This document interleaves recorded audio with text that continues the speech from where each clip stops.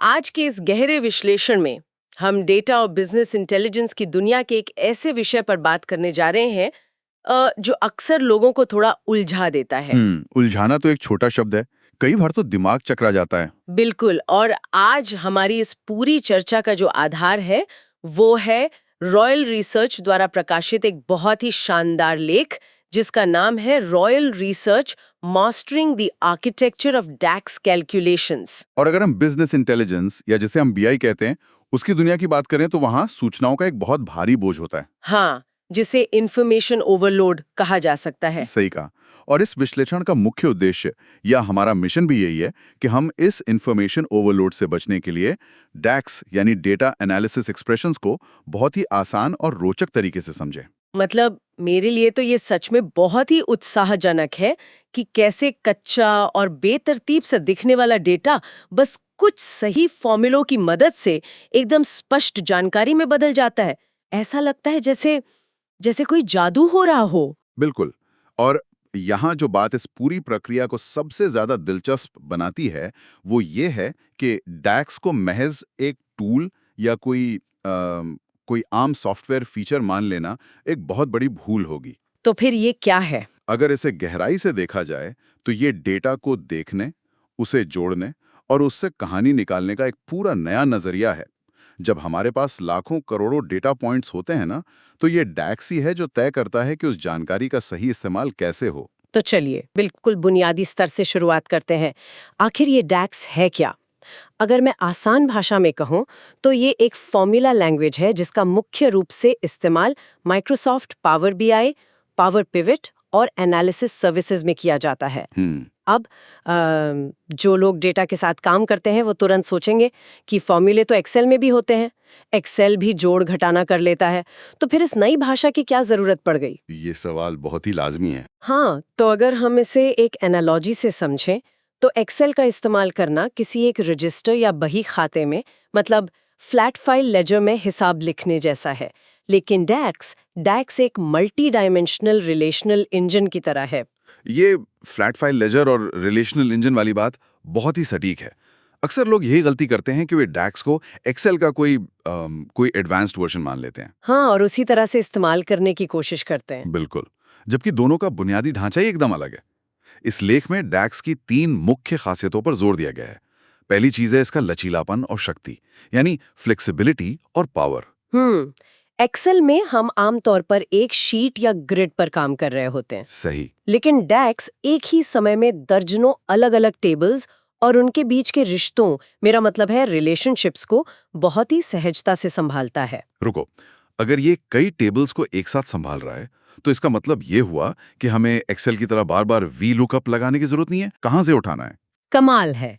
और दूसरी खासियत क्या है? दूसरी खासियत है इसकी समृद्ध कार्यक्षमता, मतलब रिच फंक्शनैलिटी। इसके अंदर गणितीय, सांख्यिकीय और तार्किक फंक्शन का एक बहुत विशाल खजाना मौजूद है, जो सिर्फ आम गणनाओं के लिए नहीं बल्कि जटिल व्यावसायिक परिदृश्यों के लिए बनाए गए हैं। एकदम सही।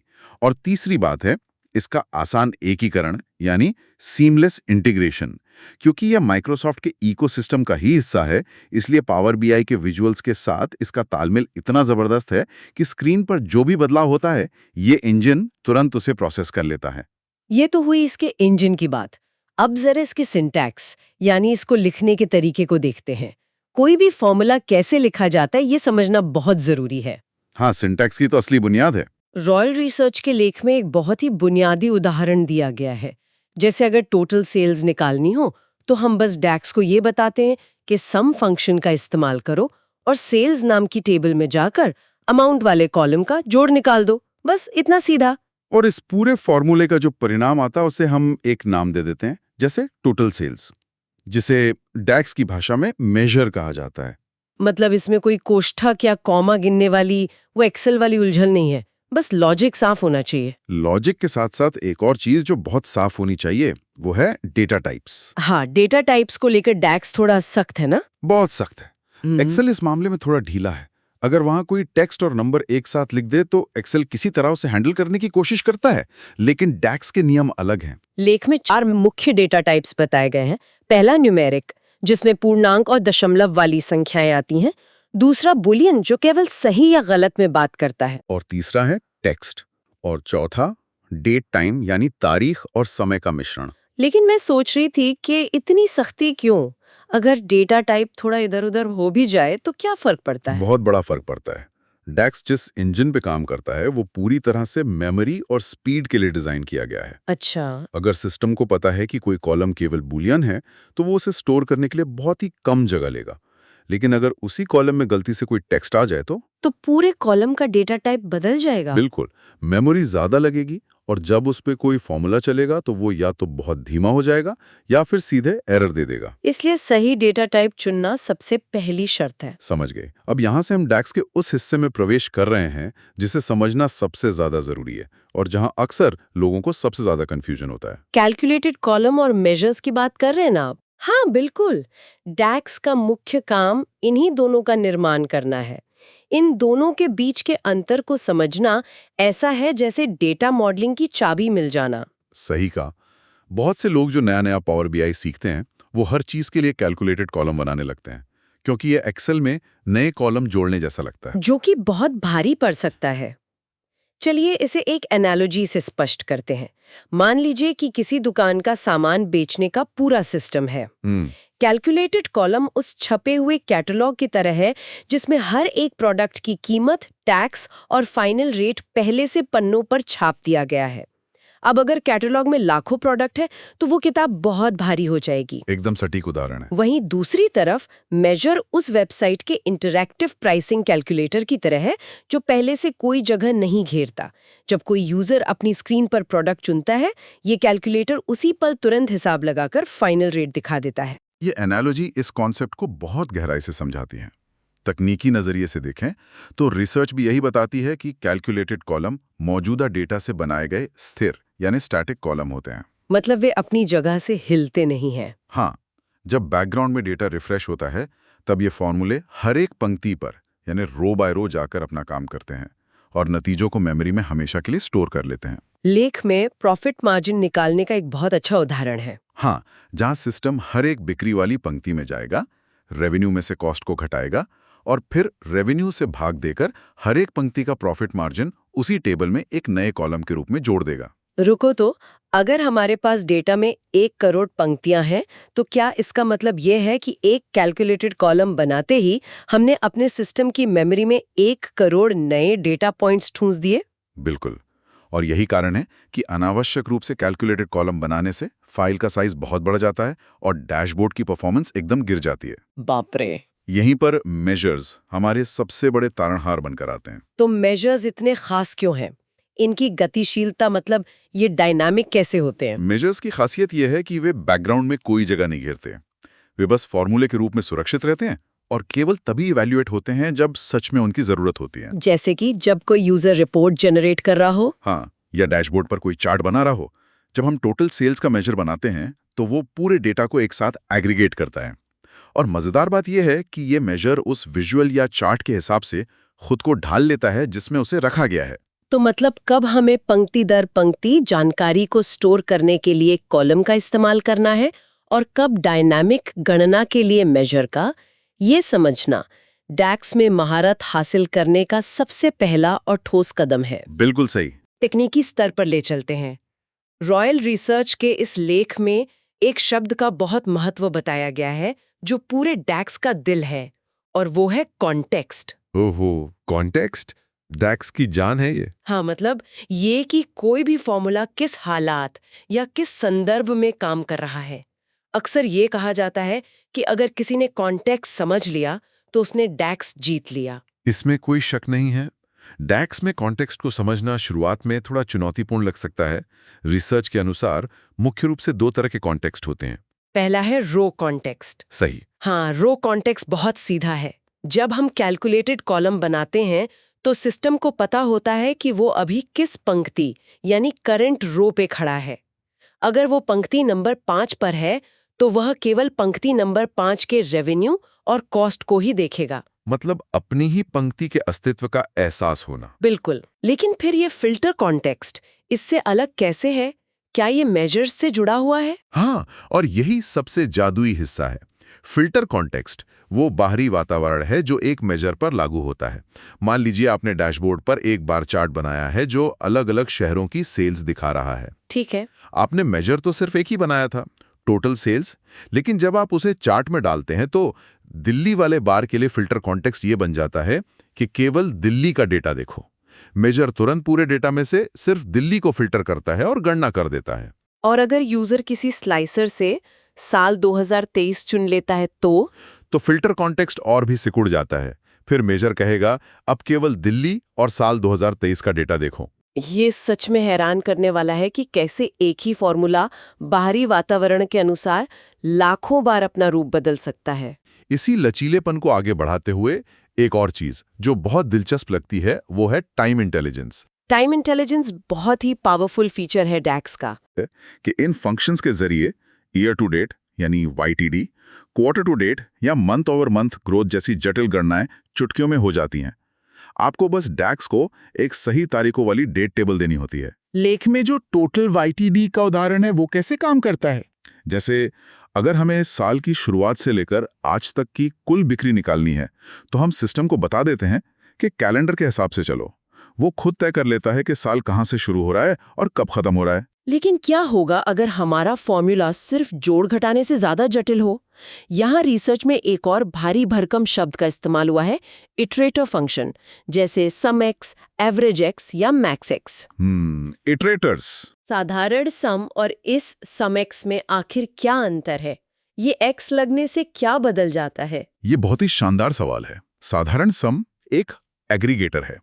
वो बस एक पूरे कॉलम को उठाता है और उसे एक साथ जोड़ देता है। ठीक है। लेकिन कई बार बिजनेस की जरूरतें ऐसी होती हैं जहां हमें पहले हर एक पंक्ति पर कोई गुणा भाग करना होता है और फिर उन सब का जोड़ निकालना होता है।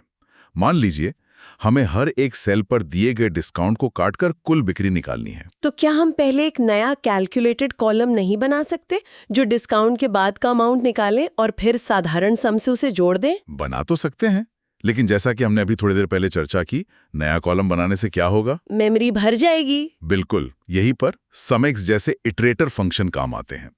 समेक्स पहले एक वर्चुअल टेबल बनाता है। वो हर एक पंक्ति में जाएगा, सेल्स अमाउंट को डिस्काउंट प्रतिशत के साथ गुणा करके वास्तविक कीमत निकालेगा और उसे याद रखेगा। हाँ, उस कीमत को अपनी याददाश्त में रखेगा, फिर दूसरी पंक्ति पर जाएगा। जब वो सारी पंक्तियों का हिसाब कर लेगा तब अंत में उन सभी याद रखी गई कीमतों को जोड़कर एक सिंगल रिजल्ट दे देगा। यानी बिना कोई नया कॉलम बनाए हमने पंक्ति दर पंक्ति गणना भी कर ली और मेमोरी भी बचा ली। सही पकड़ा आपने। ये तो मेमोरी और परफॉर्मेंस को ऑप्टिमाइज करने का एक बहुत ही चालाक तरीका हुआ। और जब हम ऑप्टिमाइजेशन की बात कर ही रहे हैं तो डैक्स में वेरिएबल्स का उपयोग भी काफी अहम हो जाता है। वेरिएबल्स के बिना तो अच्छे डैक्स कोड की कल्पना भी नहीं की जा सकती। रॉयल रिसर्च के इस लेख में इस बात पर काफी जोर दिया गया है कि लंबे फॉर्मूले में वेरिएबल्स का इस्तेमाल करना चाहिए। बिल्कुल, जैसे जैसे हम जटिल गणनाएं करते हैं हमारे फॉर्मूले बहुत लंबे और उलझे हुए हो सकते हैं, जिन्हें बाद में पढ़ना या समझना किसी बुरे सपने जैसा हो सकता है। तो डैक्स में हम वार, वेरिएबल और रिटर्न RETURN का इस्तेमाल करते हैं ना। हाँ, इनका इस्तेमाल करके हम कोड के अलग अलग हिस्सों को छोटे छोटे पैकेट्स में बांट सकते हैं। लेकिन मैं ये सोच रही थी कि क्या इसका स्पीड या परफॉर्मेंस पर भी कोई असर पड़ता है या ये सिर्फ फॉर्मूले को सुंदर दिखाने के लिए है? इसका परफॉर्मेंस पर बहुत बड़ा और सकारात्मक असर पड़ता है। मान लीजिए आपके एक बहुत बड़े फॉर्मूले में टोटल सेल्स की गणना 3 अलग अलग जगह इस्तेमाल हो रही है। ठीक है। अगर आप वेरिएबल का इस्तेमाल नहीं करते हैं तो इंजन को 3 बार वो पूरी गणना करनी पड़ेगी। लेकिन अगर आप उस टोटल सेल्स को पहले ही एक वेरिएबल में डालकर सुरक्षित कर लेते हैं तो इंजन केवल एक बार गणना करेगा और उस मूल्य को लॉक कर देगा। एकदम, और आगे जहां भी जरूरत होगी उसी लॉक किए गए मूल्य का इस्तेमाल करेगा। इससे प्रोसेसिंग का समय बहुत कम हो जाता है। तो इसका मतलब ये हुआ कि सिंटैक्स से लेकर वेरिएबल्स तक ये पूरी भाषा इस तरह से डिजाइन की गई है कि वो कम से कम समय और मेमोरी में ज्यादा से ज्यादा आउटपुट दे सके। 100% सही। लेकिन अब इस पूरी तकनीकी चर्चा को थोड़ा व्यवहारिक दुनिया की तरफ मोड़ते हैं। हमने मेजर्स, कॉन्टेक्स्ट और इटरेटर्स की काफी बात की। असली दुनिया में काम की जगह पर ये सब एक स्क्रीन या डैशबोर्ड पर कैसे काम करता है? अगर हम इसे एक रियल वर्ल्ड सिनारियो से जोड़ें, जो कि रिसर्च के लेख में भी एक रिटेल कंपनी के उदाहरण से समझाया गया है, तो तस्वीर बिल्कुल साफ हो जाती है।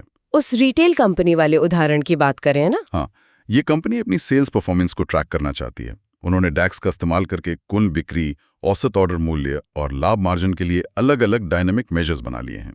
और चूंकि ये मेजर्स है तो ये डैशबोर्ड पर स्लाइसर्स के साथ तुरंत प्रतिक्रिया देंगे। एकदम सही। जब उस कंपनी के मैनेजर सोमवार सुबह अपना पावर बीआई डैशबोर्ड खोलते हैं तो उन्हें पूरे देश की सेल्स दिख रही होती है, लेकिन जैसे ही वे मैप पर मुंबई शहर पर क्लिक करते हैं, फिल्टर कॉन्टेक्स्ट तुरंत बदल जाता है। और बैकग्राउंड में मौजूद डैक्स मेजर्स मिली सेकेंड्स के अंदर सारा डेटा फिर से कैलकुलेट करते हैं। बिल्कुल। और स्क्रीन पर केवल मुंबई का औसत ऑर्डर मूल्य और लाभ मार्जिन दिखा देते हैं। मैनेजर चाहे तो किसी खास प्रोडक्ट या किसी खास महीने की गहराई में उतर सकते हैं, जिसे हम ड्रिल डाउन करना कहते हैं। कच्चे और बिखरे हुए डेटा को तुरंत एक एक्शन लेने योग्य जानकारी में बदलने की ये ताकत सिर्फ डैक्स ही दे सकता है। इसमें कोई संदेह नहीं है। ये पूरी यात्रा वाकई बहुत ज्ञानवर्धक रही।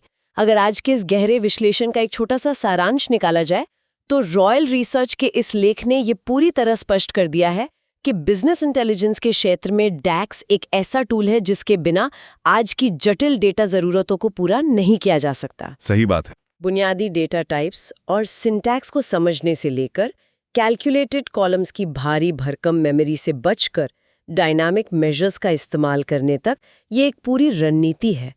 और सबसे बड़ी बात, रो कॉन्टेक्स्ट और फिल्टर कॉन्टेक्स्ट के बीच का अंतर समझना ही इस जादुई भाषा को डिकोड करने की असली चाबी है। इस पूरी चर्चा और डैक्स की इस अद्भुत क्षमता को देखने के बाद एक बहुत ही बड़ा और गहरा सवाल मेरे दिमाग में आता है, जो हमें भविष्य की डेटा तकनीक के बारे में सोचने पर मजबूर करता है। वो क्या? हमने देखा कि डैक्स मेजर्स इतने डायनामिक हैं कि वो केवल तभी और उतना ही कैलकुलेट होते जितनी यूजर को डैशबोर्ड पर जरूरत होती है, वो भी बिल्कुल रियल टाइम में। हाँ, वो तो है। तो अगर हर एक गणना, चाहे वो कितनी भी जटिल क्यों ना हो, यूजर के एक क्लिक पर हवा में ही प्रोसेस हो रही है, तो क्या भविष्य में हमें पहले से प्रोसेस किए गए भारी भरकम डेटा को स्टोर करके रखने की जरूरत ही खत्म हो जाएगी? ये तो बहुत बड़ा सवाल है। बिल्कुल। अगर सब कुछ ऑन द फ्लाई हो सकता है, तो आने वाले समय में एक डेटाबेस या डेटा वेयरहाउस की परिभाषा आखिर क्या रह जाएगी? ये सच में बहुत ही उकसाने वाला और सोचने पर मजबूर करने वाला विचार है। जैसे जैसे कंप्यूटिंग पावर और डैक्स जैसे इंजन और तेज होते जाएंगे, डेटा को स्टोर करने का हमारा पूरा नजरिया ही बदल सकता है। शायद हमें डेटा को देखने का अपना नजरिया पूरी तरह से बदलना पड़े। मुझे भी यही लगता है। उम्मीद है कि रॉयल रिसर्च के लेख पर आधारित हमारा आज का ये गहरा विश्लेषण सुनने वालों के लिए बहुत ही उपयोगी साबित हुआ होगा और डेटा मॉडलिंग से जुड़े कई जटिल कॉन्सेप्ट्स अब आसान लगने लगे होंगे। मुझे भी यही उम्मीद है। अब इस नई जानकारी को अपने अगले डैशबोर्ड में आजमाने का समय आ गया है। आज की इस चर्चा में जुड़ने के लिए बहुत बहुत धन्यवाद।